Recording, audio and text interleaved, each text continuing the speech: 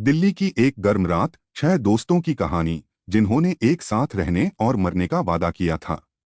उनकी दोस्ती मजबूत थी, लेकिन उनकी जिंदगी बदलने वाली थी, एक ऐसे मोड़ पर जिसकी उन्होंने कभी कल्पना भी नहीं की थी।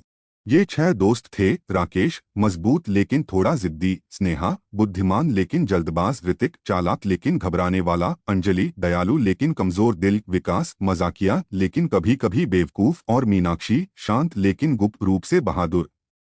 वे बचपन के दोस्त थे, अब 30 साल के हो गए हैं, एक ही कंपनी में काम करते हैं। उनकी कंपनी ने देर रात ऑफिस में काम पूरा करने का फैसला किया। रात के 12 बज चुके थे। हवा में एक अजीब सी सन्नाटा छा गया था।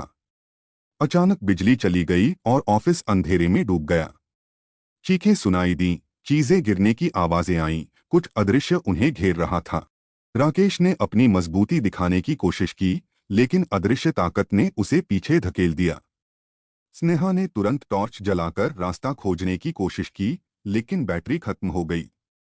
ऋतिक अपने चालाकी का इस्तेमाल कर भागने की सोचा, लेकिन दरवाजा अटक गया। अंजलि डर के मारे रोने लगी, विकास हक्का बक्का रह गया। तभी मीनाक्षी ने अपनी हिम्मत जुटाई। उसे कंपनी के पुराने रिकॉर्ड याद आए, जिसमें इस इमारत के भूत से जुड़ी कहानियां थीं। उसने बताया कि भूत को शांत करने के लिए एक खास मंत्र का जाप करना होगा। उसने बाकी दोस्तों को मंत्र दोहराने में मदद की। धीरे धीरे चीखें कम होने लगीं, हवा में सन्नाटा छा गया। अचानक बिजली वापस आ गई। डरे हुए लेकिन जिंदा, 6 दोस्त एक दूसरे से मिले। वे कंपनी से बाहर निकले, सूरज निकल रहा था। उनकी दोस्ती मजबूत हो गई थी, लेकिन उनके अनुभव ने उन्हें डरा दिया था। क्या वह भूत वास्तव में शांत हो गया था, या यह सिर्फ एक भ्रम था? क्या वह भूत कभी वापस आएगा? उसने बाकी दोस्तों को मंत्र दोहराने में मदद की। धीरे धीरे चीखें कम होने लगीं, हवा में सन्नाटा छा गया।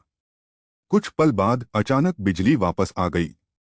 डरे हुए लेकिन जिंदा, 6 दोस्त एक दूसरे से मिले। यह कहानी दोस्ती और डर की है। यह इस बात की याद दिलाती है कि कभी कभी सबसे बड़ी ताकत हिम्मत और एकजुटता होती है।